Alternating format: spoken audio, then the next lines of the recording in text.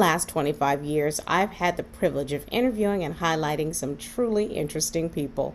Everyone who is anyone, both the famous and the infamous, from presidents and their first ladies to kings and queens, movie stars and pop stars, captains of industry, heads of state, sports personalities, innovative entrepreneurs, and some pretty fascinating everyday people. Today, I am proud to introduce you to Tanveer Patel, a successful entrepreneur whose specialty is building something when there is nothing and taking it from concept to reality. What a fantastic mission and purpose. Tanveer, welcome. And I'd love to just start off by talking about your company, ConcertCare. What kinds of services does ConcertCare provide? Thank you very much. ConcertCare is a custom software development company, and we specialize in partnering with customers to provide enterprise application development, app development. We also provide digital transformation and integration. And our goal really is with every partner to meet them where they need to be met. And whether they are a startup company, or who have a product and they are ready to go to market, or they are a growth company that is trying to disrupt the existing market, or it could be a company that is a very well established business, and they would like to use technology as an enabler to be efficient and help them with their business processes and efficiency. We always want our consultants to be part of the customers business, to really understand the impact that they are having and help them along the way. Sounds like it's a very full service organization, and that's what you're going for. As an entrepreneur and a first generation immigrant, why don't you share some of the challenges that you've faced in starting your business? Okay, so that's a very beautiful question. I must say that, but there are two parts to it. One is the immigrant perspective, and then the other is a general, which is anybody who would want to start their first business, right? So the challenge as an immigrant, which I faced, really was, it was a mindset, and it is something that it's an internal something that I was feeling. That I look different, I speak different, I'm in a new country, and my, will I be accepted, will I be able to succeed? So those are the things that I had going on with in my mind, and I think those are the issues that we face. It is a issue of perception, which I was fighting among myself, within myself, and once I could overcome it, and that's when the magic happened, really. So the second part of it is that network. Like when I come here to the United States, my family is all back in India. I don't know anybody here. It's just me and my husband, and we don't have any contacts, any relationship, anybody to call and say, hey, I know their family from such a long time. They would you do business with them? We didn't have any of that, and I had to build that network. So that was really my two biggest challenge as an immigrant.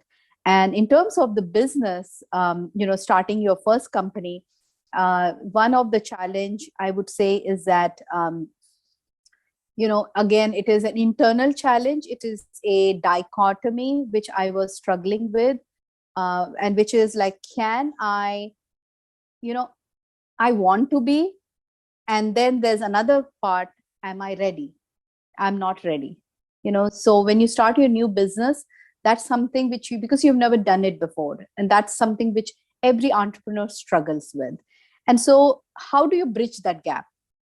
And that was my challenge internally, as a business owner first time.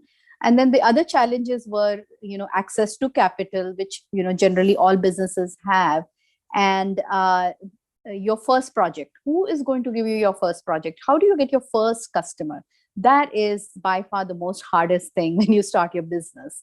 And then once you get the project, people have given you that project out of trust, and now you have to deliver. And when you deliver, you have to work with people, because you yourself cannot do it. You need a team and you need people, and you have to, as a leader, work with the people, inspire them, get things done. and then deliver the project. So there are a lot of unknowns. And the crux of it, I would say there's a lot of unknowns. And those unknowns are something you have to be comfortable with, because you don't know everything and you haven't figured out everything. So that That makes was my complete challenge. sense. That makes absolutely complete sense. And I think you've given sort of a wonderful primer for young entrepreneurs or new entrepreneurs to sort of follow and to know that these may be challenges. So you should have absolutely try and prepare for them. I can't tell you the number, Tanveer, of lectures that I've done for young people where I talked about how important it is for us to become involved in the STEM areas. I talk to young women about that all the time. So I ask you, as a woman in the male dominated field of software development, how have you made yourself stand out? Okay, so the question I would like to ask a question to your question, and that's a question that we need to all think about.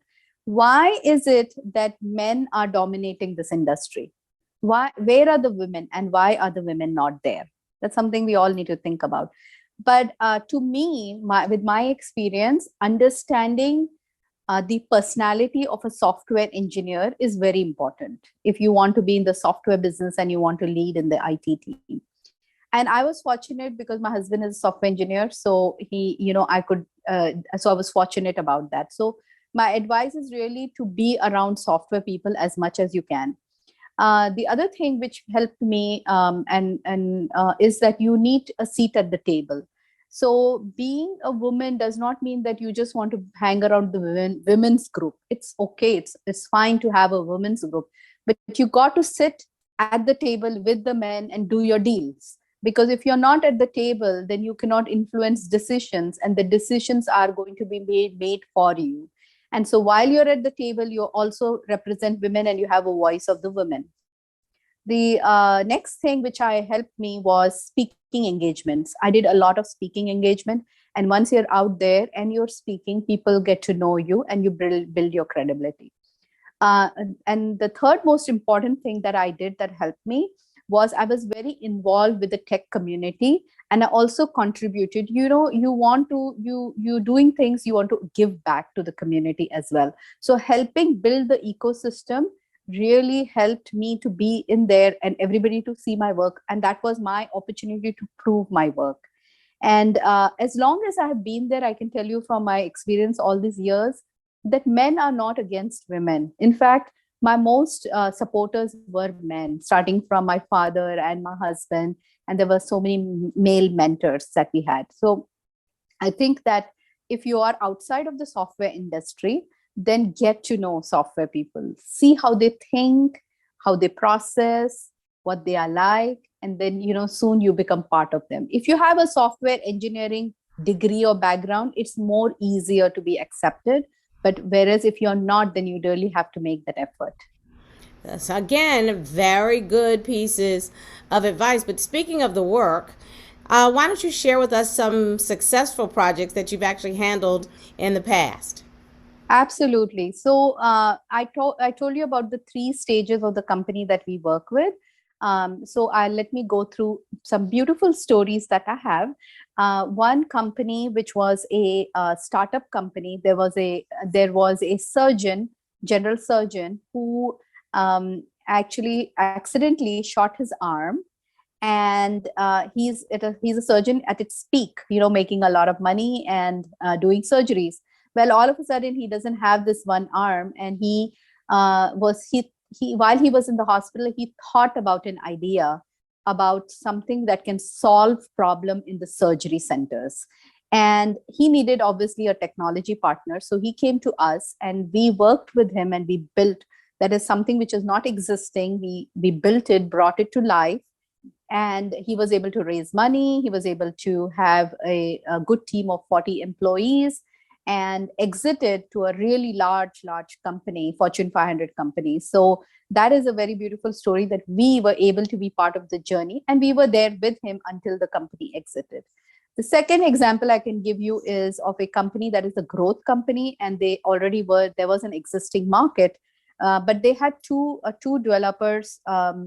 development company work with them, and their software was not the business was growing, but the technology limitations was not keeping up with the growth of the business. So we took that project, they came to us, and we helped him build an enterprise software product, and they have grown sixfolds. Then the other example I can give you is of another large company, and they couldn't find talent, they couldn't find the people. It was hard, it was, you know, the period where it was very difficult to get software engineers here in the United States. So they already had a team, but they had so much work and they had shortage of staff. So our team augmented them, and we were able to get speed to market because some of our team was in India, and they were able to work on it. We could get speed to market, and they have expanded, and now they have, you know, grown. We've grown our team with them.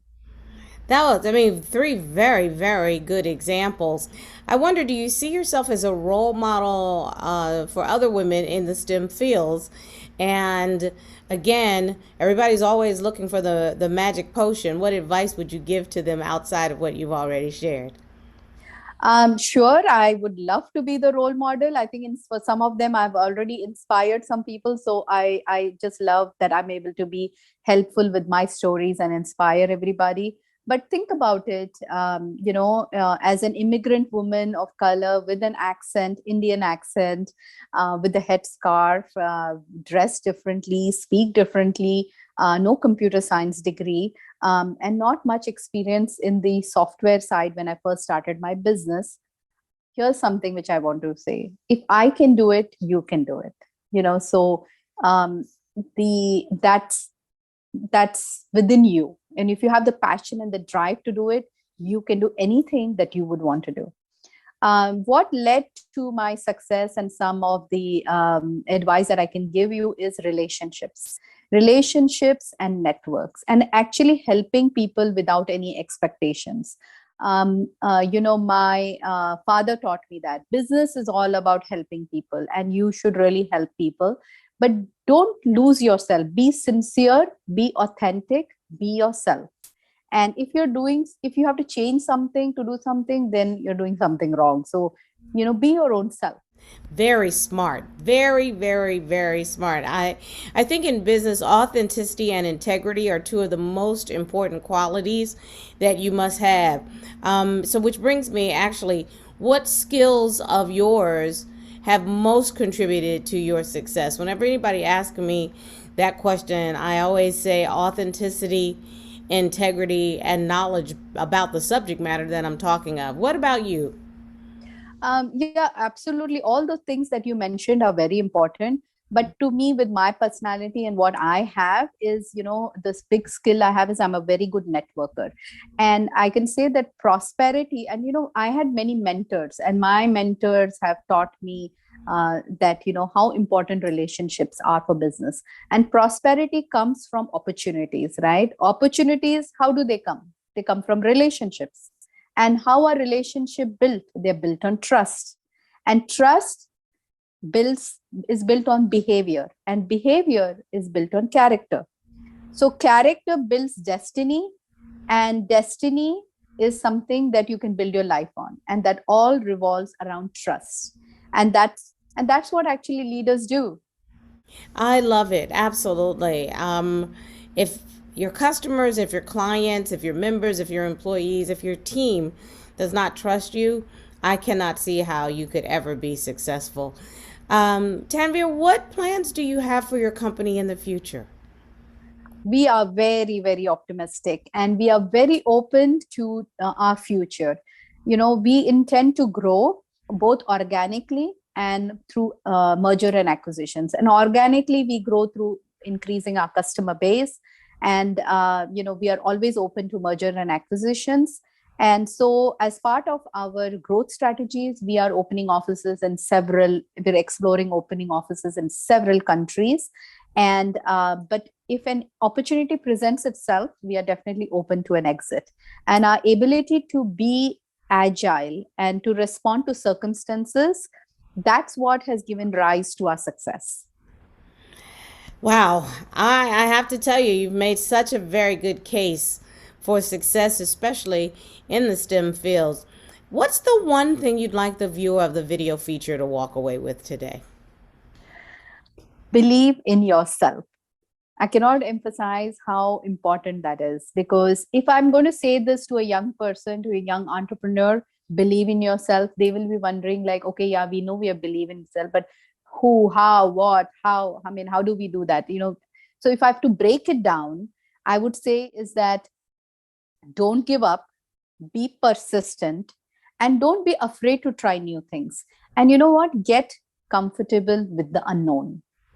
There's going to be a lot of unknowns. You cannot know everything, but just go with the flow and figure it out and say that, okay, if this didn't happen, let me try this. But don't let somebody else define.